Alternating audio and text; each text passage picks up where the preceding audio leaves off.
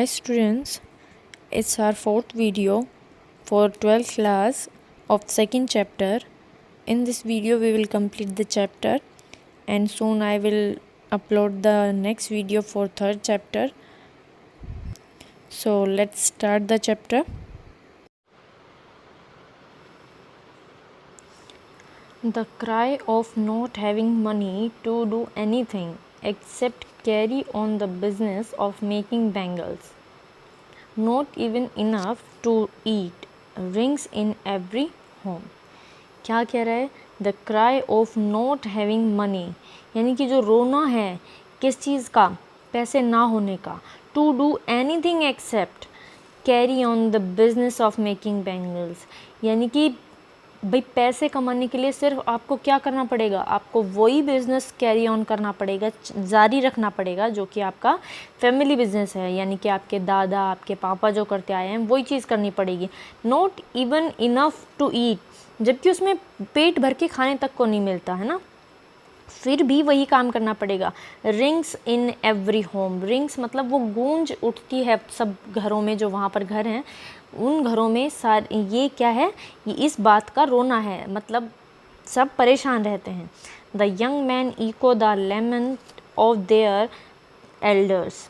अब जो जवान लोग हैं वो इको मीन्स गूंज है ना. द लेमेंट मीन्स जो शोक है ना, दुख. ऑफ देयर एल्डर्स, अब जो जवान बच्चे हैं है ना, वो क्या करते हैं? वो अपने जो उनसे बड़े हैं उन लोगों को इस बात का कारण मानते हैं कि भाई तुम लोगों ने हमें ऐसा नहीं करने दिया, हमारी इस सिचुएशन का, कंडीशन का जो रेस्पॉन्सिबल है वो आप हैं. तो इस बात की वहाँ पर गूंज उठती रहती है. Little has moved with time, और कुछ ऐसे हैं जो टाइम के साथ आगे बढ़ गए हैं. इट सीम्स, ऐसा प्रतीत होता है, इन फिरोजाबाद, यानी कि फिरोजाबाद में ऐसा लगता है कि कुछ तो है कि कुछ घरों में तो हर दिन इसी बात पर झगड़ा, इसी बात पर चीखना चिल्लाना होता है कि भाई ये जो धंधा ये जो लोग कर रहे हैं उससे उनको पेट भरकर खाना तक नहीं मिलता, फिर भी वो काम कर रहे हैं है ना. तो इस बात का झगड़ा होता है. Years of mind-numbing toil have killed all initiative and the ability to dream. Years of mind-numbing toil. Mind-numbing toil, numb means क्या होता है? numb means होता है कि सुन कर देना, यानी कि दिमाग को सुन कर देने वाली मेहनत, कई सालों से लगातार ऐसी मेहनत जो दिमाग को सुन कर देती है. हैव किल्ड, उसने क्या कर दिया है? वो मार चुकी है. All initiative and the ability to dream, यानी कि जो इनिशिएट करना किसी चीज़ को, पहल करना किसी चीज़ की, एंड द एबिलिटी, और किसी सपने को देखने की जो योग्यता है, कुछ अलग करने की जो योग्यता है, उस चीज़ को वो, ये जो माइंड नमिंग टॉयल है ना, जो लगातार कई सालों से करे जा रहे हैं वो लोग, तो उसने उनकी सपने देखने की योग्यता, क्षमता को क्या कर दिया है? मार दिया है. अब क्या कह रहा है? Why not organize yourselves into a cooperative? I ask a group of young men who have fallen into the vicious circle of middlemen who trapped their fathers and forefathers. देखिए, अब ये इन्वर्टेड कोमा में है, तो it was said by someone है ना. तो ये कह रहा है ना बाद में, आई आस्क, यानी कि मैंने पूछा. अब मैंने क्या पूछा? ये क्या है? Why not organize yourselves into a cooperative. देखिए तो क्या कह रहा है कि तुम अपने आप को, अब वो जो भी ग्रुप है, ये बोला ना कि एक ग्रुप ऑफ यंग मैन को कह रही है कि भाई आप लोग अपने आप को ऑर्गेनाइज योर सेल्फ, यानी कि संगठित क्यों नहीं करते हैं? इनटू अ कोऑपरेटिव, यानी कि आप सब साथ मिलकर काम क्यों नहीं करते हैं इस चीज़ के लिए कि अगर आपको ये काम छोड़ना है ना. हर घर में कोई ना कोई एक ऐसा इंसान ज़रूर है कि जो उस काम को नहीं करना चाहता, तो जो उस काम को नहीं करना चाहता वो सब मिलकर क्यों नहीं एक काम कर लेते हैं, यानी कि कुछ अलग काम कर ले, है ना. एक से नहीं हो पा रहा है तो सब मिलकर कर लो, ये कहना चाह रही है. I ask a group of young man, मैंने कुछ लोग थे उनके ग्रुप से पूछा, who have fallen into the vicious, vicious क्या है, जो शातिर तेज़ दिमाग के होते हैं, चालाक होते हैं, सर्कल ऑफ मिडिल मैन, यानी कि जो कि किन के हाथों में फंस गए हैं, मिडिल मैन के, जो ये you can say that, Hindi में अगर हम कहें तो ये एक जो बीच का जो होता है, मीडिएटर जो होता है ना, वो तो उनके हाथों में, उनके सर्कल में फंस गए हैं। हु ट्रैप देयर फादर्स, जिन्होंने उनके पहले तो एंड फोर फादर्स मीन्स पूर्वज, पापा से पहले जो लोग थे, दादा परदादा जो भी थे उनके लोग, है ना, तो उन लोगों को पहले तो ट्रैप किया और अब उनके फादर को, और अब उन खुद को ट्रैप कर रखा है, उस जाल में बांधे हुए हैं। अब ये जो इसने आंसर किया, क्वेश्चन किया सॉरी, तो उसका आंसर क्या है, even if we get organized, कि अगर हम ऑर्गेनाइज्ड हो भी जाते हैं ना, यदि वी आर द वंस, तो हम वो हैं, who will be hold up by the police, beaten and dragged to jail for doing something illegal. क्या दे से उन्होंने कहा कि हम वो हैं कि अगर हमने कुछ किया, हम ऑर्गेनाइज हो गए, हम मिलकर ऐसा कुछ करने लग गए, किसी चीज़ के खिलाफ हमने आवाज़ उठाई, तो हमारे साथ क्या होगा, be hold by up by the police, hold means dragged, खींचना, यानी कि हमें पुलिस द्वारा घसीटा जाएगा, बीटन पीटा जाएगा, और घसीट कर कहाँ ले जाएंगे, वो हमें जेल ले जाएंगे, फॉर डूइंग समथिंग इलीगल, यानी कि कुछ ऐसा करने की वजह से, यानी कि हम पर क्या जबरन कोई आरोप क्या कर दिया जाएगा, थोप दिया जाएगा, है ना, इलीगल, यानी कि हम कानून के विरोध कोई काम कर रहे हैं, तो ये ऐसा कुछ हम पर चार्ज लगा के हमको जेल में डाल दिया जाएगा। There is no leader among them, उनमें कोई भी ऐसा लीडर नहीं था कि जो आगे चलकर ये कहे कि भाई हाँ ये मैं कर सकता हूँ। No one who could help them see things differently, कोई भी ऐसा नहीं था जो कि उनको चीज़ों को अलग तरीके से कैसे देखा जा सकता है वो चीज़ समझा सके। Their fathers are as tired as they are, उनके जो पिताजी थे वो भी उतने ही थके हुए थे जितने कि वो थके हुए थे। They talk endlessly in a spiral that moves from poverty to apathy to greed and to injustice. They talk endlessly, यानी कि वो बिना रुके वो बोले जा रहे थे, in a spiral मतलब गुट में, है ना, that moves यानी कि जो बातें जो बोल रहे थे वो किससे, from poverty यानी कि गरीबी, to apathy, apathy मीन्स क्या होता है, एपैथी का मतलब होता है कि लैक ऑफ इंथुजियाज्म, इंथुजियाज्म क्या होता है, जोश, तो लैक ऑफ इंथुजियाज्म मीन्स निराशा। इसका जो हम एपैथी बोल रहे हैं इसका मीनिंग क्या होता है, लैक ऑफ इंथुजियाज्म, यानी कि जोश में कमी, तो मतलब क्या है, निराश है वो, है ना। तो गरीबी से निराशा की ओर, निराशा से लालच की ओर, एंड टू इनजस्टिस, और फिर अन्याय की ओर, ठीक है। Listening to them I see two distinct worlds, अब उनको सुनकर ना मुझे एक ऐसा मतलब दो अलग अलग वर्ल्ड्स नज़र आ रहे थे, दो अलग अलग संसार। वन ऑफ द फैमिली, एक तो वो फैमिली, अब ये बता रही है कौन कौन से दो संसार उसको नज़र आ रहे हैं।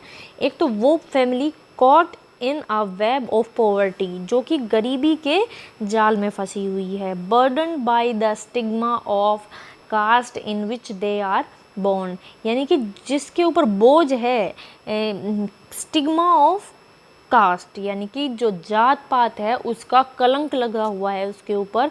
स्टिग्मा मीन्स क्या होता है, कलंक। इन विच दे आर बोर्न, जिसमें कि उन्होंने जन्म लिया है। द अदर, और उसके अलावा दूसरा जो संसार मुझे नज़र आ रहा है वो कौन सा था, the other vicious circle of sahukars, the middleman, the policeman, the keepers of law, the bureaucrats and the politicians. देखिए, तो उसके अलावा मुझे उन शातिर चालाक लोगों का जो सर्कल है वो नज़र आ रहा है। और वो कौन है? साहूकार हैं, जो मिडिल मैन हैं वो है, जो पुलिस है, and the keepers of law. Keepers of law मतलब कौन? जो सिविल सर्वेंट्स होते हैं, you can say that the bureaucrats. Sorry bureaucrats क्या होते हैं? सिविल सर्वेंट्स होते हैं। और कीपर्स ऑफ लॉ यानी कि जो लॉ को जानने वाले होते हैं, है ना। एंड द पॉलिटिशियंस, और जो राजनीतिज्ञ होते हैं यानी कि आपके नेता।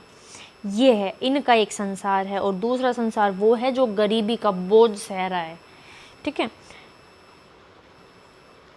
देखिए, together they have imposed the baggage on the child that he can not put down. अब टुगेदर मतलब ये दोनों संसार, एक तो ये संसार जो ये लोग हैं ना, साहूकार है, मिडिल मैन है, पुलिस मैन है, कीपर्स ऑफ लॉ है, ब्यूरोक्रेट्स है और पॉलिटिशियंस हैं। एक तो इनके ग्रुप ने, और दूसरा उनके फैमिली ने जो कि गरीबी के कारण मजबूर है। उन्होंने क्या कर दिया है? They have imposed. इम्पोज्ड का मतलब क्या होता है? लाद देना, है ना, जबरन लाद देना, मतलब ज़बरदस्ती उसको थोप दिया है उसके ऊपर। The baggage on the child यानी कि जो बैग है, ये जो भीख मांगने का या फिर ये कूड़ा उठाने का या ये मतलब ये सारे छोटे मोटे जो काम करते हैं बच्चे, वो सब इन दोनों ग्रुप की वजह से करते हैं। That he can not put down, जिसको कि वो अब नीचे नहीं गिरा सकता, है ना। बिफोर ही इज़ अवेयर यानी कि वो इस चीज़ को समझे उससे पहले। He accepts it as naturally as his father, वो उसको नेचुरली प्राकृतिक रूप से क्या कर लेता है? एक्सेप्ट कर लेता है, मतलब उसको स्वीकार कर लेता है कि भाई मुझे यही करना है। वो उस बात को समझे उससे पहले वो उसको स्वीकार कर चुका होता है। क्यों? बचपन से वो वही काम कर रहा है। बचपन में उसको समझ नहीं है, ज़बरदस्ती उसके ऊपर थोप दिया गया है, लेकिन जब उसको समझ आती है तब तक वो उस चीज़ का आदी हो जाता है। एज हिज फादर जैसे कि उसके पिताजी हो गए थे, मतलब कोई भी XYZ जो भी ये काम करते हैं। To do anything else would mean to dare, और अगर इसके अलावा कोई और चीज़ करने का सोचा तो उसका मतलब क्या था? उसका मतलब था हिम्मत करना, डेयर करना, मतलब चुनौती होती थी एक तरीके से। And daring is not part of his growing up, और उन बच्चों के अंदर डेयरिंग यानी कि चुनौतियों का सामना करना या फिर किसी चीज़ को डेयर करना, हिम्मत करना, ये सब उनके ग्रोइंग अप का मतलब क्या होता है? जब वो बढ़ रहे हैं, उनका जो ग्रोइंग प्रोसेस है उसका पार्ट नहीं है। When I sense a flash of it in Mukesh, पर जब मैंने इस चीज़ का सेंस, फ्लैश मतलब चमक मुकेश में देखी, मैंने सेंस किया, मुझे फील हुआ, है ना। आई एम चेयर्ड, तो मुझे क्या हुई? खुशी हुई।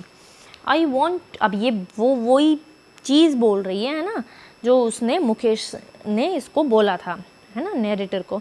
आई want to be a motor mechanic, he repeats, कि भाई वो दोबारा से कहता है कि मुझे क्या, मैं I want to be a motor mechanic, कि मोटर मैकेनिक बनना चाहता हूँ।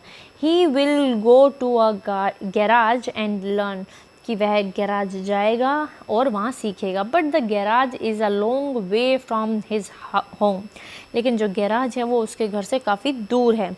आई विल वॉक, मैं पैदल चला जाऊँगा।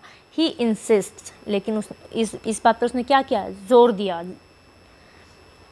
Do you also dream of flying a plane, अब ये बात कौन, नैरेटर पूछ रही है कि क्या तुमने कभी ऐसा सपना देखा है कि तुम प्लेन भी उड़ाओ।